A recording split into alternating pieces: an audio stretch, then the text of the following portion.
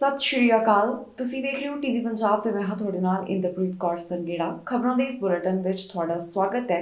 ਸਭ ਤੋਂ ਪਹਿਲਾਂ ਨਜ਼ਰ ਮਾਰਦੇ ਹਾਂ ਹੈਡਲਾਈਨਸ ਤੇ ਕਿ ਅੰਮ੍ਰਿਤਪਾਲ ਸਿੰਘ ਦੇ ਮੁੱਦੇ ਵਿੱਚ ਟਰੂਡੋ ਦੇਣਗੇ ਦਖਲ। ਕੈਨੇਡਾ ਵਿੱਚ ਵਸਦੇ ਪੰਜਾਬੀ ਹੋਏ ਨਾਰਾਜ਼। ਕੈਨੇਡਾ ਵਿੱਚ ਸਿੱਖ ਨੌਜਵਾਨ ਦੀ ਦਸਤਾਰ ਤੇ ਹਮਲਾ, 15 ਮੁੰਡਿਆਂ ਨੇ ਕੀਤਾ ਹਮਲਾ, ਨੌਜਵਾਨ ਜ਼ਖਮੀ।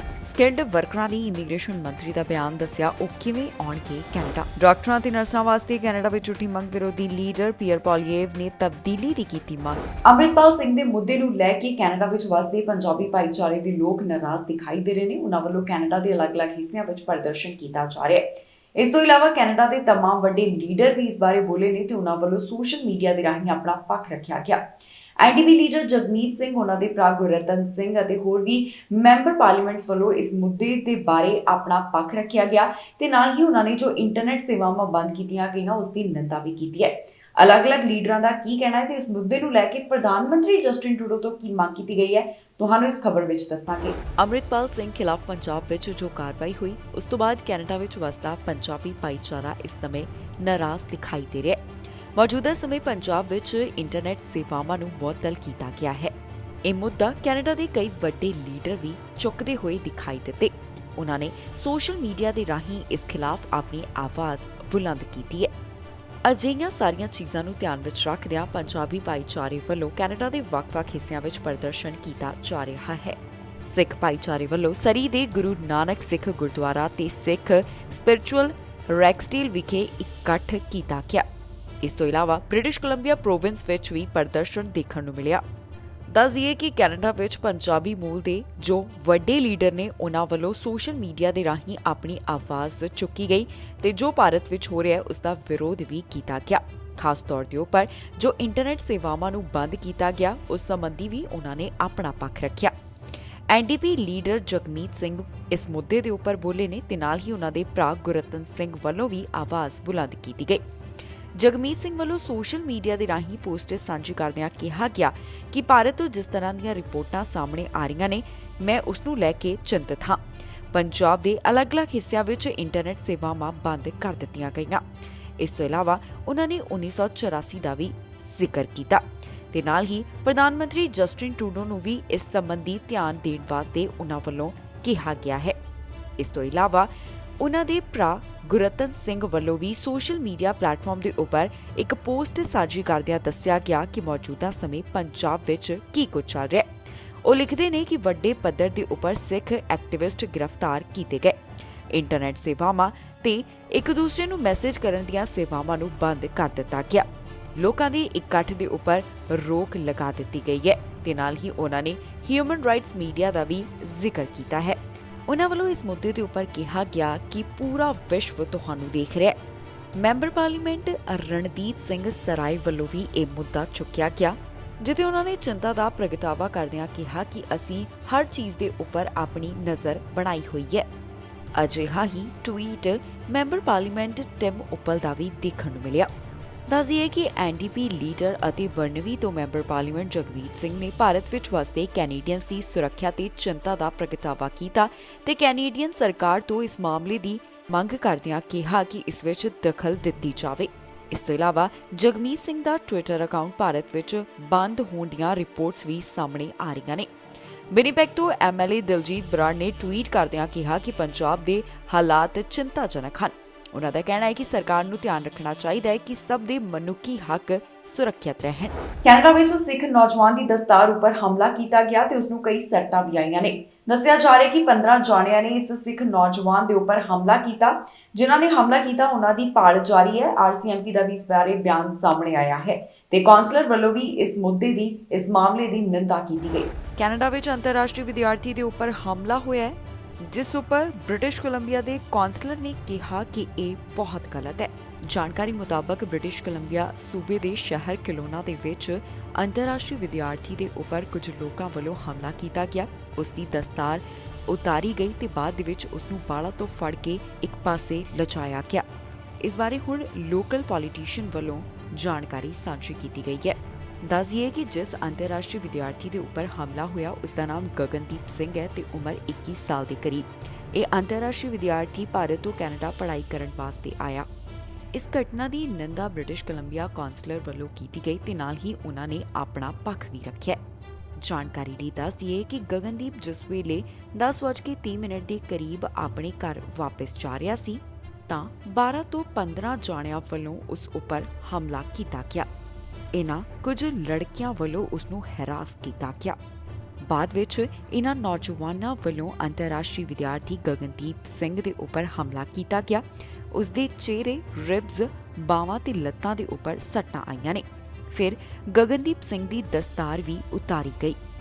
ਕੌਂਸਲਰ ਮੋਹਿਨੀ ਸਿੰਘ ਵੱਲੋਂ ਇਸ ਨੂੰ ਰੇਸਿਜ਼ਮ ਦੱਸਿਆ ਗਿਆ ਤੇ ਉਹਨਾਂ ਨੇ ਕਿਹਾ ਕਿ ਜੋ ਕੁਝ ਵੀ ਹੋਇਆ ਉਹ ਬਹੁਤ ਗਲਤ ਸੀ ਤੇ ਇਸ ਨੂੰ ਬਰਦਾਸ਼ਤ ਨਹੀਂ ਕੀਤਾ ਜਾਵੇਗਾ।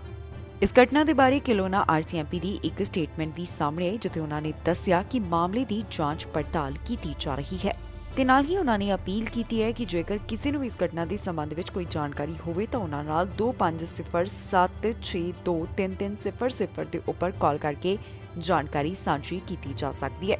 ਇਸ ਤੋਂ ਇਲਾਵਾ ਗਗਨਦੀਪ ਸਿੰਘ ਵਾਸਤੇ ਫੰਡਰੇਜ਼ਰ ਵੀ ਚਲਾਇਆ ਗਿਆ ਜਿੱਥੇ $6000 ਤੋਂ ਵੱਧ ਇਕੱਠੇ ਹੋ ਚੁੱਕੇ ਨੇ। ਇਮੀਗ੍ਰੇਸ਼ਨ ਮੰਤਰੀ ਵੱਲੋਂ ਇੱਕ ਤਾਜ਼ਾ ਜਾਣਕਾਰੀ ਸਾਂਝੀ ਕੀਤੀ ਗਈ ਜਿੱਥੇ ਉਹਨਾਂ ਨੇ ਸਕਿਲਡ ਵਰਕਰਾਂ ਦਾ ਜ਼ਿਕਰ ਕੀਤਾ ਤੇ ਦੱਸਿਆ ਕਿ ਇਹਨਾਂ ਸਕਿਲਡ ਵਰਕਰਾਂ ਨੂੰ ਕੈਨੇਡਾ ਵਿੱਚ ਕਿਵੇਂ ਲਿਆਂਦਾ ਜਾਵੇਗਾ। ਇਹ ਜਾਣਕਾਰੀ ਜਰਮਨ ਦੇ ਨਾਲ ਜੁੜੀ ਹੋਈ ਹੈ। ਇਮੀਗ੍ਰੇਸ਼ਨ ਮੰਤਰੀ ਦਾ ਇਸ ਮੁੱਦੇ ਦੇ ਉੱਪਰ ਕੀ ਕੁਝ ਕਹਿਣਾ ਹੈ, ਆਓ ਤੁਹਾਨੂੰ ਦੱਸਦੇ ਹਾਂ। ਸਕਿਲਡ ਵਰਕਰਾਂ ਨੂੰ ਕੈਨੇਡਾ ਬੁਲਾਉਣ ਸੰਬੰਧੀ ਇਮੀਗ੍ਰੇਸ਼ਨ ਮੰਤਰੀ ਵੱਲੋਂ ਅੱਜ ਇੱਕ ਤਾਜ਼ਾ ਵੱਡਾ ਐਲਾਨ ਕੀਤਾ ਗਿਆ। ਉਹਨਾਂ ਵੱਲੋਂ ਆਟਵਾ ਵਿੱਚ ਮੌਜੂਦ ਆਪਣੇ ਵਿਚਾਰ ਸਾਂਝੇ ਕੀਤੇ ਗਏ। ਇਮੀਗ੍ਰੇਸ਼ਨ ਮੰਤਰੀ ਜੌਨ ਫਰੇਜ਼ਰ ਨਾਲ ਜਰਮਨ ਦੇ ਮੰਤਰੀ ਨੈਂਸੀ ਮੌਜੂਦ ਸਨ ਜਿੱਥੇ ਉਹਨਾਂ ਵੱਲੋਂ ਜਰਮਨ ਤੋਂ ਸਕਿਲਡ ਵਰਕਰ ਬੁਲਾਉਣ ਸੰਬੰਧੀ ਆਪਣੇ ਵਿਚਾਰ ਦੱਸੇ ਨੇ। ਦੱਸਿਆ ਜਾ ਰਿਹਾ ਹੈ ਕਿ ਇਮੀਗ੍ਰੇਸ਼ਨ ਪ੍ਰੋਗਰਾਮ ਦੇ ਰਾਹੀਂ ਕਈ ਸਕਿਲਡ ਵਰਕਰਸ ਨੂੰ ਕੈਨੇਡਾ ਆਕਰਸ਼ਿਤ ਕੀਤਾ ਜਾਵੇਗਾ। ਇਸ ਬਾਰੇ ਕੀ ਹੈ ਪੂਰੀ ਡਿਟੇਲ ਤੁਹਾਨੂੰ ਦੱਸਾਂਗੇ ਇਸ ਖਬਰ ਵਿੱਚ। An innovative sector working to ensure that they can properly test concrete for strength at the same time that they are able to reduce the emissions over the life cycle of the product's development and implementation. I'm so pleased to have my counterparts here from Germany, Minister Faeser, Mr. Heil. It's wonderful to have you here visiting us in Ottawa today. And I just want to drive home a particular message here. Canada works around the world with our partner countries and allies to help grow our economies and to address issues of mutual concern. Canada prides itself on being a world leader when it comes to economic migration, with nearly 60% of the newcomers to this country are coming through economic categories. Of course, we are on track to have a record year when it comes to resettling newcomers to this country. And it serves our interests in a number of ways, in particular our economic interest, but also our demographic interest. On the economic side, you don't have to pore over labor force statistics to understand that businesses need workers in this country. You walk down Main Street of any community, you're going to find help wanted signs in the window. But more than the short-term need to address the labor shortage at a time of historic low unemployment, and despite the fact that 800,000 more people are working in Canada today than before the pandemic, we still need to recruit to take advantage of the hundreds of thousands of job opportunities that are going to sustain work for Canadians and grow Canadian businesses at the same time. In addition to the economic imperative, as we discussed today, communities across this country are dealing with very serious demographic challenges. 50 years ago, there were 7 workers for every retired person in this country. Today, the number is closer to 3, and as I just shared with my colleagues a moment ago, my own region in Atlantic Canada, that number is closer to 2. If we don't continue to embrace immigration as a growth strategy for Canada, the conversations around the economy a generation from now won't be about labour shortages. It's going to be about whether we can afford schools and roads and hospitals. But by embracing immigration through thoughtful policies that will bring the workers to Canada that we need today, but more importantly, that we'll need for the next generation, I'm confident that we can avoid that kind of an outcome. ਪ੍ਰਧਾਨ ਮੰਤਰੀ Justin Trudeau ਤੇ ਉਹਨਾਂ ਦੀ ਸਰਕਾਰ ਨੂੰ ਲਗਾਤਾਰ ਘੇਰਿਆ ਜਾ ਰਿਹਾ ਕੰਜ਼ਰਵੇਟਿਵ ਪਾਰਟੀ ਦੇ ਲੀਡਰ ਅਲੱਗ-ਅਲੱਗ ਮੁੱਦੇ ਚੁੱਕ ਰਹੇ ਨੇ ਤੇ ਨਿਰਪੱਖ ਹੋ ਕੇ ਉਹਨਾਂ ਵੱਲੋਂ ਆਪਣਾ ਪੱਖ ਵੀ ਰੱਖਿਆ ਜਾ ਰਿਹਾ ਹੈ। ਇੱਕ ਵਾਰ ਫਿਰ ਤੋਂ ਉਹਨਾਂ ਨੇ ਕੈਨੇਡਾ ਦੇ ਹੱਕ ਦੀ ਗੱਲ ਕੀਤੀ ਹੈ। ਕੀ ਕਹਿਣਾ ਹੈ ਉਹਨਾਂ ਦਾ ਤੇ ਪ੍ਰਧਾਨ ਮੰਤਰੀ ਦੇ ਕੀ ਸਵਾਲ ਖੜੇ ਕੀਤੇ ਗਏ ਤੁਹਾਨੂੰ ਦੱਸਾਂਗੇ ਉਹਨਾਂ ਦੀ ਹੀ ਜ਼ੁਬਾਨ। ਕੰਜ਼ਰਵੇਟਿਵ ਪਾਰਟੀ ਦੇ ਲੀਡਰ ਵੱਲੋਂ ਕੈਨੇਡਾ ਦੇ ਹੱਕ ਦੀ ਗੱਲ ਕੀਤੀ ਗਈ ਹੈ ਤੇ ਉਹਨਾਂ ਨੇ ਇਸ ਦੀ ਪੋਸਟ ਖੁਦ ਦੇ ਸੋਸ਼ਲ ਮੀਡੀਆ ਪਲੇਟਫਾਰਮ ਦੇ ਉੱਪਰ ਵੀ ਸਾਂਝੀ ਕੀਤੀ ਗਈ ਹੈ। ਪ੍ਰਧਾਨ ਮੰਤਰੀ ਜਸਟਿਨ ਟਰੂਡੋ ਦੇ ਉੱਪਰ ਨਿਸ਼ਾਨੇ ਸਾਧਦੇ ਹੋਏ ਵੀ ਉਹ ਦਿਖਾਈ ਦਿੱਤੇ। ਕੀ ਕਹਿਣਾ ਹੈ ਉਹਨਾਂ ਦਾ ਆਓ ਤੁਹਾਨੂੰ ਸੁਣਾਉਂਦੇ ਹਾਂ। We have to bring home results for a change. After 8 years of Trudeau, our Canadians are getting ripped off by the United States. We still have American softwood lumber tariffs on our forestry products. We still have Buy America, which discriminates against our construction workers in Canada. And Justin Trudeau says that he can't control our borders at Roxham Road without the help of Joe Biden. Now, those things should have been solved a long time ago. When the Conservatives were in office, we managed to secure a softwood lumber agreement in less than 3 months. We managed to get an exemption to Buy America. And we managed to secure our borders with no mass illegal migration across Roxham Road or anywhere else. So Justin Trudeau needs to do what Conservatives were able to do in just a few months when we were in power. And that is to say, we need an end to the softwood lumber tariffs and a full reimbursement of all the illegally collected tariffs. We need a full exemption for all Canadian products from the Buy America policies. And we need to close Roxham Road to bring back lawful immigration to Canada. All three of these things happened when Conservatives were in power. Justin Trudeau's been Prime Minister for 8 years and he hasn't been able to do it. Let's be honest. Leaders like Biden and President Xi see Justin Trudeau as a joke. They believe they can walk all over him.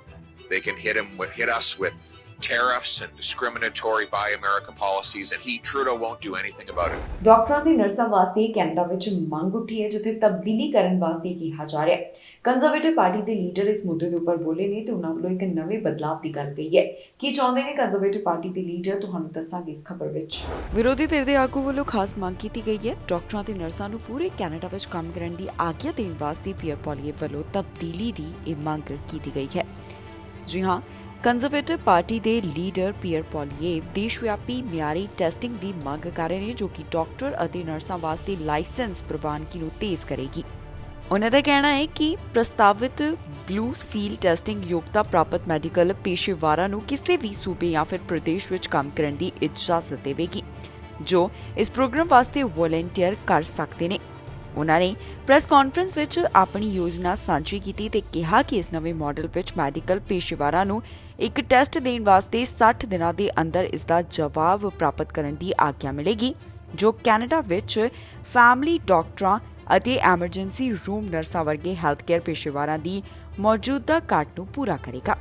ਮੌਜੂਦਾ licence system ਅਧੀਨ ਹਰੇਕ ਸੂਬੇ ਅਤੇ ਪ੍ਰਦੇਸ਼ ਵਿੱਚ doctor ਤੇ nurse ਬਣਨ ਵਾਸਤੇ ਆਪਣੀ ਪ੍ਰਕਿਰਿਆ ਹੈ। ਕੈਨੇਡੀਅਨ ਮੈਡੀਕਲ ਐਸੋਸੀਏਸ਼ਨ ਵੱਲੋਂ ਇੱਕ ਪੈਨ ਨੈਸ਼ਨਲ ਲਾਇਸੈਂਸ ਸਿਸਟਮ ਦਾ ਪ੍ਰਸਤਾਵ ਦਿੱਤਾ ਜਾ ਚੁੱਕਿਆ ਹੈ ਜਿਸ ਦਾ ਭਾਵ ਹੈ ਕਿ ਅਜਿਹੀ ਲਾਇਸੈਂਸ ਪ੍ਰਣਾਲੀ ਜਿਸ ਨਾਲ ਡਾਕਟਰਾਂ ਨੂੰ ਪੂਰੇ ਮੁਲਕ ਵਿੱਚ ਮੈਡੀਕਲ ਪ੍ਰੈਕਟਿਸ ਕਰਨ ਵਾਸਤੇ ਘੱਟੋ-ਘੱਟ ਕਾਨੂੰਨੀ ਅਤੇ ਤਕਨੀਕੀ ਰੁਕਾਵਟਾਂ ਪੇਸ਼ ਆਉਣ। ਕੈਨੇਡੀਅਨ ਮੈਡੀਕਲ ਐਸੋਸੀਏਸ਼ਨ ਦੇ ਪ੍ਰੈਜ਼ੀਡੈਂਟ ਨੇ ਕਿਹਾ ਕਿ ਸਾਨੂੰ ਇਸ ਗੱਲ ਤੇ ਮੁੜ ਵਿਚਾਰ ਕਰਨ ਦੀ ਜ਼ਰੂਰਤ ਹੈ ਕਿ ਅਸੀਂ 13 ਵੱਖਰੇ ਹੈਲਥ ਕੇਅਰ ਸਿਸਟਮ ਨੂੰ ਇਸ ਤਰ੍ਹਾਂ ਜਾਰੀ ਰੱਖ ਸਕਦੇ ਹਾਂ ਜੋ ਅਸਲ ਵਿੱਚ ਡੂੰਘੇ ਪੱਧਰ ਤੇ ਇੱਕ ਦੂਜੇ ਨਾਲ ਸਹਿਯੋਗ ਨਹੀਂ ਕਰਦੇ। ਜ਼ਰੂਰੀ ਨਹੀਂ ਕਿ ਇੱਕ ਸੂਬੇ ਦਾ ਹੈਲਥ ਕੇਅਰ ਪੇਸ਼ੇਵਰ ਕਿਸੇ ਹੋਰ ਪ੍ਰੋਵਿੰਸ ਜਾਂ ਫਿਰ ਪ੍ਰਦੇਸ਼ ਵਿੱਚ ਕੰਮ ਕਰ ਸਕਦਾ ਹੈ। ਮੈਡੀਕਲ ਐਸੋਸੀਏਸ਼ਨ ਦਾ ਕਹਿਣਾ ਹੈ ਕਿ ਇੱਕ ਸੂਬੇ ਦੇ ਦੂਸਰੇ ਸੂਬੇ ਵਿੱਚ ਜਾਣ ਦਾ ਮਤਲਬ ਹੁੰਦਾ ਹੈ ਕਿ ਹੈਲਥ ਪੇਸ਼ੇਵਰਾਂ ਨੂੰ ਲੰਬੀ ਅਰਜ਼ੀ ਪ੍ਰਕਿਰਿਆ ਚੋਂ ਲੰਘਣਾ ਪੈਂਦਾ ਹੈ ਜਿਸ ਵਿੱਚ ਕਈ ਮਹੀਨਿਆਂ ਦੀ ਉਡੀਕ ਹੁੰਦੀ ਹੈ ਤੇ ਹਜ਼ਾਰਾਂ ਡਾਲਰਾਂ ਦੀ ਫੀਸ ਵੀ ਭਰਨੀ ਪੈਂਦੀ ਹੈ। ਕੰਜ਼ਰਵੇਟਿਵ ਪਾਰਟੀ ਦੇ ਲੀਡਰ ਦਾ ਕਹਿਣਾ ਹੈ ਕਿ ਨਵੇਂ ਇਮੀਗ੍ਰੈਂਟਸ ਵੀ ਲੋੜੀਂਦੀ ਪ੍ਰਵਾਨਗੀ ਪ੍ਰਾਪਤ ਕਰਨ ਵਾਸਤੇ ਜਦੋਜਹਿਦ ਕਰਦੇ ਹਨ। ਉਹਨਾਂ ਕਿਹਾ ਕਿ ਉਹਨਾਂ ਦਾ ਬਲੂ ਸੀਲ ਮਾਡਲ ਹੁਨਰਮੰਦ ਕਾਮਿਆਂ ਦੇ ਰੈੱਡ ਸੀਲ ਮਾਡਲ ਤੇ ਆਧਾਰਿਤ ਹੈ। ਮੈਂਬਰ ਪਾਰਲੀਮੈਂਟ ਵੱਲੋਂ ਇੱਕ ਖਾਸ ਬਿੱਲ ਦੀ ਜਾਣਕਾਰੀ ਸਾਂਝੀ ਕੀਤੀ ਗਈ ਹੈ ਜੋ ਕਿ ਹਵਾਈ ਯਾਤਰੀਆਂ ਦੇ ਨਾਲ ਜੁੜਿਆ ਹੋਇਆ ਹੈ। ਹੁਣ ਹਵਾਈ ਯਾਤਰੀਆਂ ਨੂੰ ਇਸ ਨਾਲ ਕਿਵੇਂ ਫਾਇਦਾ ਹੋਏਗਾ ਇਸ ਬਾਰੇ ਉਹ ਗੱਲ ਕਰਦੇ ਹੋਏ ਦਿਖਾਈ ਦਿੱਤੇ ਨੇ। ਐਨਡੀਪੀ ਮੈਂਬਰ ਪਾਰਲੀਮੈਂਟ ਵੱਲੋਂ ਇੱਕ ਬਿੱਲ ਦੇ ਬਾਰੇ ਜਾਣਕਾਰੀ ਸਾਂਝੀ ਕੀਤੀ ਗਈ ਹੈ ਜਿਸ ਨਾਲ 에ਅਰ ਪੈਸੇਂਜਰਸ ਨੂੰ ਰਾਹਤ ਦਿੱਤੀ ਜਾ ਸਕੇਗੀ। ਇਸ ਬਿੱਲ ਦੇ ਬਾਰੇ ਉਹਨਾਂ ਦਾ ਕੀ ਕੁਝ ਕਹਿਣਾ ਹੈ ਆਓ ਤੁਹਾਨੂੰ ਸੁਣਾਉਂਦੇ ਹਾਂ। Chaos that left air passengers sleeping on airport floors, out thousands of dollars, and with their lives upended unnecessarily. We know that things have to change, that Canada's system must be much stronger. This bill is about setting our expectations, and it's based on consultations not only with Canada's leading consumer advocates, but also the testimony that we've heard at the Transport Committee over the past several months. In 2019, when the Liberals brought in Canada's first air passenger protections regime, they claimed it was going to be the best in the world. And yet what we've seen is anything but. We see other jurisdictions like the European Union with much stronger air passenger protections that actually protect air passengers, not the big airlines. And so we need something much stronger here in Canada. This bill that I'm putting forward later today addresses 4 main weaknesses in Canada's air passenger protection regime. First of all, we need to address the major loophole that exists in the Canadian Transportation Act. That's a loophole that allows airlines to deny passengers compensation for situations that are well within their control as companies, and yet they claim are necessary because of safety. The European Union takes a different approach, and that's something I believe here in Canada we should learn from. Secondly, we need to shift the burden of proof off of air passengers and onto airlines. The current system forces air passengers to navigate an overly administrative, burdensome, complex, bureaucratic system in order to lodge complaints and receive compensation, and that needs to change. Finally, we need a system that requires airlines to proactively compensate passengers when there are disruptions and cancellations of their flights. Amritpal Singh ਵਾਸਤੇ ਹੁਣ America ਦੇ ਵਿੱਚ ਵੀ ਪ੍ਰਦਰਸ਼ਨ ਕੀਤਾ ਜਾ ਰਿਹਾ ਹੈ। America ਦੇ ਅਲੱਗ-ਅਲੱਗ ਥਾਵਾਂ ਦੇ ਵਿੱਚ ਪਹਿਲਾਂ ਵੀ ਪ੍ਰਦਰਸ਼ਨ ਕੀਤਾ ਗਿਆ ਤੇ ਹੁਣ ਆਉਣ ਵਾਲੇ ਦਿਨਾਂ ਵਿੱਚ ਵੀ ਅਜਿਹੇ ਪ੍ਰੋਗਰਾਮ ਉਲੀਕੇ ਗਏ ਨੇ। ਅਮਰੀਕਾ ਦੀਆਂ ਅਲੱਗ-ਅਲੱਗ ਥਾਵਾਂ ਤੋਂ ਅਜਿਹੀ ਖਬਰ ਸਾਹਮਣੇ ਆਈ ਹੈ ਜਿੱਥੇ ਦੱਸਿਆ ਗਿਆ ਕਿ ਕਿਹੜੀਆਂ ਥਾਵਾਂ ਦੇ ਉੱਪਰ ਪ੍ਰਦਰਸ਼ਨ ਕੀਤਾ ਜਾ ਰਿਹਾ ਹੈ। ਭਾਰਤ ਵਿੱਚ ਇਸ ਸਮੇਂ ਜੋ ਕੁਝ ਵੀ ਹੋ ਰਿਹਾ ਹੈ ਉਸ ਦਾ ਅਸਰ ਕੈਨੇਡਾ, ਅਮਰੀਕਾ ਸਮੇਤ ਕਈ ਦੇਸ਼ਾਂ ਦੇ ਵਿੱਚ ਦੇਖਣ ਨੂੰ ਮਿਲ ਰਿਹਾ ਹੈ। ਭਾਈ ਅੰਮ੍ਰਿਤਪਾਲ ਅਤੇ ਕਈ ਸਿੱਖਾਂ ਦੀ ਗ੍ਰਿਫਤਾਰੀ ਨੂੰ ਲੈ ਕੇ ਕੈਨੇਡਾ, ਅਮਰੀਕਾ ਦੇ ਵਿੱਚ ਪ੍ਰਦਰਸ਼ਨ ਜਾਰੀ ਹੈ। ਜਿੱਥੇ ਕੈਨੇਡਾ ਦੇ ਵੱਡੇ ਲੀਡਰ ਇਸ ਮੁੱਦੇ ਦੇ ਉੱਪਰ ਬੋਲੇ ਨੇ ਤਾਂ ਉੱਧਰ ਦੂਜੇ ਪਾਸੇ ਆਮ ਲੋਕ ਵੀ ਇਸ ਸਮੇਂ ਪ੍ਰਦਰਸ਼ਨ ਕਰਦੇ ਹੋਏ ਦਿਖਾਈ ਦੇ ਰਹੇ ਨੇ। 21 ਮਾਰਚ ਦਿਨ ਮੰਗਲਵਾਰ ਵਾਲੇ ਦਿਨ ਸੈਕਰਾਮੈਂਟੋ ਦੇ ਵਿੱਚ ਭਾਈ ਅੰਮ੍ਰਿਤਪਾਲ ਸਿੰਘ ਵਾਸਤੇ ਪ੍ਰਦਰਸ਼ਨ ਕੀਤਾ ਜਾ ਰਿਹਾ ਹੈ।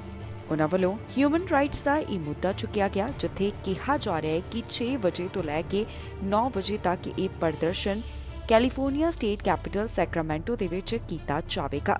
ਇਸ ਤੋਂ ਇਲਾਵਾ ਅੱਜ ਦੁਪਹਿਰ ਵੇਲੇ ਭਾਈ ਅੰਮ੍ਰਿਤਪਾਲ ਸਿੰਘ ਵਾਸਤੇ ਲਾਸ ਏਂਜਲਸ ਸਿਟੀ ਹਾਲ ਦੇ ਵਿੱਚ ਵੀ ਪ੍ਰਦਰਸ਼ਨ ਕੀਤਾ ਗਿਆ ਜਿੱਥੇ ਪੰਜਾਬੀਆਂ ਨੂੰ ਉਚੇਚੇ ਤੌਰ ਦੇ ਉੱਪਰ ਪਹੁੰਚਣ ਦੀ ਅਪੀਲ ਕੀਤੀ ਗਈ ਸੀ।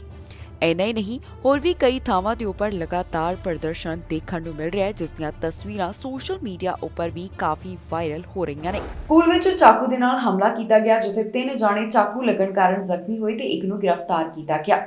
ਫਿਲਹਾਲ ਇਹਨਾਂ ਪੀੜਤਾਂ ਦੀ ਪਹਿਚਾਣ ਅਜੇ ਜਨਤਕ ਨਹੀਂ ਕੀਤੀ ਗਈ। ਅਧਿਕਾਰੀ ਮਾਮਲੇ ਦੀ ਜਾਂਚ ਕਰ ਰਹੇ ਨੇ। ਕੈਨੇਡਾ ਦੇ ਇੱਕ ਸਕੂਲ ਦੇ ਵਿੱਚ ਹਮਲਾ ਹੋਣ ਦੀ ਖਬਰ ਸਾਹਮਣੇ ਆਈ ਹੈ ਜਿੱਥੇ ਚਾਕੂ ਦੇ ਨਾਲ ਹਮਲਾ ਕੀਤਾ ਗਿਆ। 3 ਜਾਣੇ ਜ਼ਖਮੀ ਹੋ ਗਏ ਤੇ ਇੱਕ ਵਿਦਿਆਰਥੀ ਨੂੰ ਕਾਰਵਾਈ ਕਰਦਿਆਂ ਗ੍ਰਿਫਤਾਰ ਕੀਤਾ ਗਿਆ। ਇਹ ਮਾਮਲਾ ਨੋਵਾ ਸਕੋਸ਼ੀਆ ਦੇ ਹਾਈ ਸਕੂਲ ਦੇ ਨਾਲ ਜੁੜਿਆ ਹੋਇਆ ਹੈ। ਜੀ ਹਾਂ, ਨੋਵਾ ਸਕੋਸ਼ੀਆ ਦੇ ਬੈਡਫੋਰਡ ਸ਼ਹਿਰ ਵਿੱਚ ਸਥਿਤ ਇੱਕ ਸਕੂਲ ਅੰਦਰ ਸ਼ੁਰੇਬਾਜ਼ੀ ਦੀ ਘਟਨਾ ਵਾਪਰੀ ਜਿੱਥੇ 3 ਜਾਣੇ ਚਾਕੂ ਲੱਗਣ ਕਾਰਨ ਜ਼ਖਮੀ ਹੋਏ ਨੇ। ਦੱਸ ਦਈਏ ਕਿ ਇਹ ਮਾਮਲਾ ਚਾਰਲਸ ਪੀ ਐਲਨ ਸਕੂਲ ਦੇ ਨਾਲ ਸੰਬੰਧਿਤ ਹੈ। ਪੁਲਿਸ ਵੱਲੋਂ ਬਿਆਨ ਜਾਰੀ ਕਰਦਿਆਂ ਦੱਸਿਆ ਗਿਆ ਕਿ ਜਿਹੜੇ ਜ਼ਖਮੀ ਹੋਏ ਉਹਨਾਂ ਨੂੰ ਹਸਪਤਾਲ ਭਰਤੀ ਕਰਵਾਇਆ ਗਿਆ ਤੇ ਉਹਨਾਂ ਦੇ ਜ਼ਖਮਾਂ ਦੀ ਗੰਭੀਰਤਾ ਬਾਰੇ ਫਿਲਹਾਲ ਕੋਈ ਵੀ ਜਾਣਕਾਰੀ ਸਾਂਝੀ ਨਹੀਂ ਕੀਤੀ ਗਈ।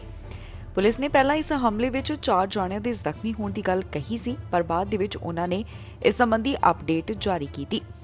ਦੱਸ ਦਈਏ ਕਿ ਇਹ ਮਾਮਲਾ 9:20 ਦੇ ਕਰੀਬ ਸਾਹਮਣੇ ਆਇਆ ਜਿੱਥੇ ਪੁਲਿਸ ਨੂੰ ਇਸ ਘਟਨਾ ਦੇ ਬਾਰੇ ਪਤਾ ਚੱਲਿਆ। ਕਰੀਬ 9:31 ਤੇ ਇੱਕ ਵਿਦਿਆਰਥੀ ਨੂੰ ਗ੍ਰਿਫਤਾਰ ਵੀ ਕਰ ਲਿਆ ਗਿਆ। ਵਿਦਿਆਰਥੀਆਂ ਵੱਲੋਂ ਬਣਾਈਆਂ ਵੀਡੀਓਜ਼ ਦੇ ਵਿੱਚ ਦੇਖਿਆ ਜਾ ਸਕਦਾ ਹੈ ਕਿ 2 ਬਾਲਗਾਂ ਨੂੰ ਐਂਬੂਲੈਂਸ ਦੇ ਵਿੱਚ ਲਿਜਾਇਆ ਜਾ ਰਿਹਾ ਹੈ ਤੇ ਇੱਕ ਵਿਅਕਤੀ ਸਕੂਲ ਦੇ ਬਾਹਰ ਪੁਲਿਸ ਦੀ ਹਿਰਾਸਤ ਵਿੱਚ ਦਿਖਾਈ ਦੇ ਰਿਹਾ ਹੈ। Halifax regional centre for education ਨੇ ਇਸ ਬਾਰੇ ਕਿਹਾ ਕਿ ਸਕੂਲ ਅੰਦਰ ਹੋਲਡ ਐਂਡ ਸਿਕਿਉਰ ਸਥਿਤੀ ਲਾਗੂ ਕਰ ਦਿੱਤੀ ਗਈ ਹੈ ਜਿਸ ਦਾ ਮਤਲਬ ਹੈ ਕਿ ਉਹਨਾਂ ਵੱਲੋਂ ਤਾਲਾਬੰਦੀ ਕੀਤੀ ਗਈ। ਸੈਂਟਰ ਨੇ 10:30 ਤੇ ਐਲਾਨ ਕੀਤਾ ਕਿ ਸਕੂਲ ਨੂੰ ਅੱਜ ਦੇ ਦਿਨ ਬੰਦ ਰੱਖਿਆ ਜਾਵੇਗਾ। ਸਕੂਲ ਨੇ ਪੈਰੈਂਟਸ ਨੂੰ ਇੱਕ ਪੱਤਰ ਲਿਖਿਆ ਜਿਸ ਵਿੱਚ ਦੱਸਿਆ ਗਿਆ ਕਿ ਸਕੂਲ ਅੰਦਰ ਵਾਪਰੀ ਇੱਕ ਘਟਨਾ ਦੌਰਾਨ ਉਹਨਾਂ ਵੱਲੋਂ ਕਾਰਵਾਈ ਕੀਤੀ ਗਈ ਹੈ ਤੇ ਸਾਰੇ ਵਿਦਿਆਰਥੀ ਸੁਰੱਖਿਅਤ ਹਨ ਤੇ ਉਹਨਾਂ ਵੱਲੋਂ ਇਹ ਵੀ ਸਪਸ਼ਟ ਕੀਤਾ ਗਿਆ ਕਿ ਆਮ ਲੋਕਾਂ ਨੂੰ ਇਸ ਦੇ ਨਾਲ ਕੋਈ ਵੀ ਖਤਰਾ ਨਹੀਂ ਹੈ।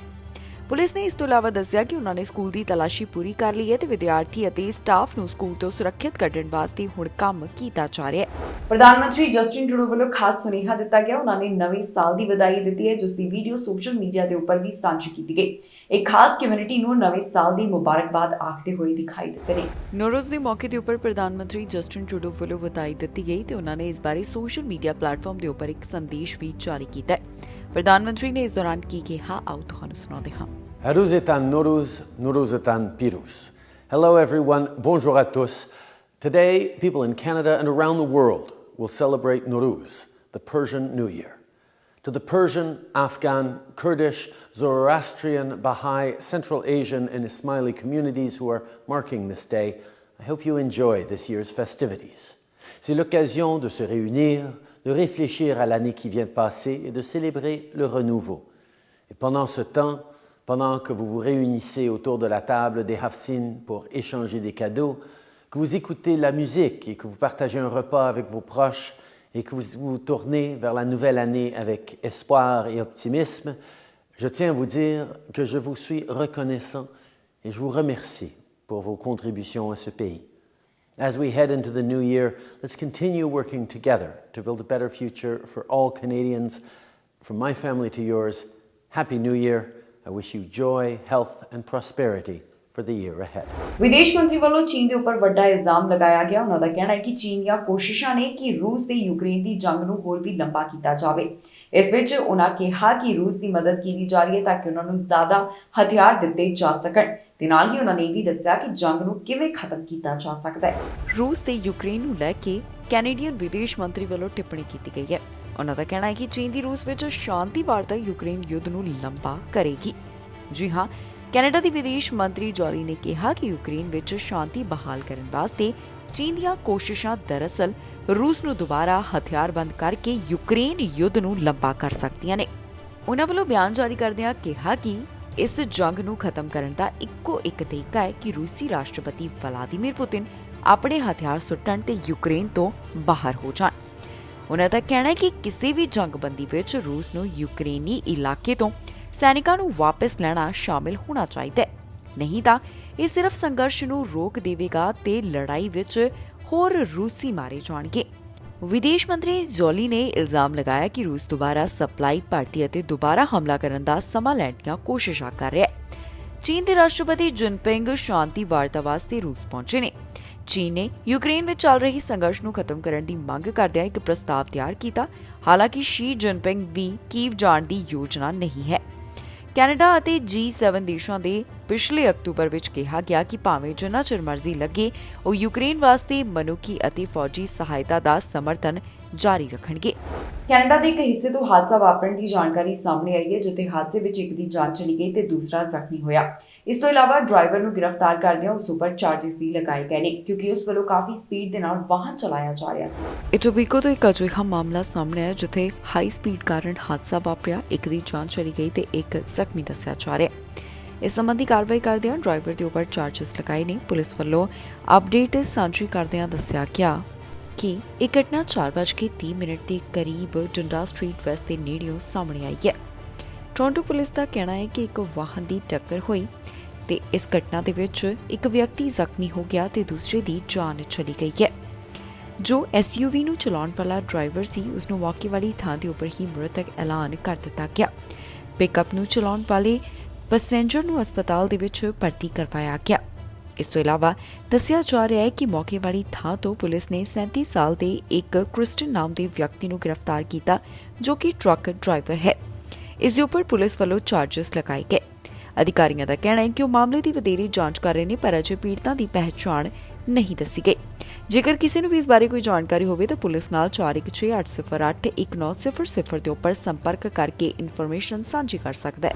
ਇਸ ਦੇ ਨਾਲ ਹੀ ਜਾਂਦੇ ਇੱਕ ਵਾਰ ਫਿਰ ਤੋਂ ਨਜ਼ਰ ਮਾਰਦੇ ਹਾਂ ਹੈਡਲਾਈਨਸ ਤੇ ਕਿ ਅੰਮ੍ਰਿਤਪਾਲ ਸਿੰਘ ਦੇ ਮੁੱਦੇ ਵਿੱਚ ਟਰੂਡੋ ਦੇਣਗੇ ਦਖਲ, ਕੈਨੇਡਾ ਵਿੱਚ ਵਸਦੇ ਪੰਜਾਬੀ ਹੋਏ ਨਾਰਾਜ਼। ਕੈਨੇਡਾ ਵਿੱਚ ਸਿੱਖ ਨੌਜਵਾਨ ਦੀ ਦਸਤਾਰ ਤੇ ਹਮਲਾ, 15 ਮੁੰਡਿਆਂ ਨੇ ਕੀਤਾ ਹਮਲਾ, ਨੌਜਵਾਨ ਜ਼ਖਮੀ। ਸਕਿਲਡ ਵਰਕਰਾਂ ਲਈ ਇਮੀਗ੍ਰੇਸ਼ਨ ਮੰਤਰੀ ਦਾ ਬਿਆਨ ਦੱਸਿਆ ਉਹ ਕਿਵੇਂ ਆਉਣਗੇ ਕੈਨੇਡਾ। ਡਾਕਟਰਾਂ ਤੇ ਨਰਸਾਂ ਵਾਸਤੇ ਕੈਨੇਡਾ ਵਿੱਚ ਉੱਠੀ ਮੰਗ ਵਿਰੋਧੀ ਲੀਡਰ ਪੀਅਰ ਪੋਲੀਏਵ ਨੇ ਤਬਦੀਲੀ ਦੀ ਕੀਤੀ ਮੰਗ। ਖਬਰਾਂ ਦੇ ਇਸ ਬੁਲੇਟਿਨ ਵਿੱਚ ਇੰਨਾ ਹੀ। ਫਿਲਹਾਲ ਮੈਨੂੰ ਇੰਦਰਪ੍ਰੀਤ ਕੌਰ ਸੰਗੇੜਾ ਨੂੰ ਦਿਓ ਇਜਾਜ਼ਤ ਤੇ ਤੁਸੀਂ ਵੇਖਦੇ ਰਹੋ TV ਪੰਜਾਬ।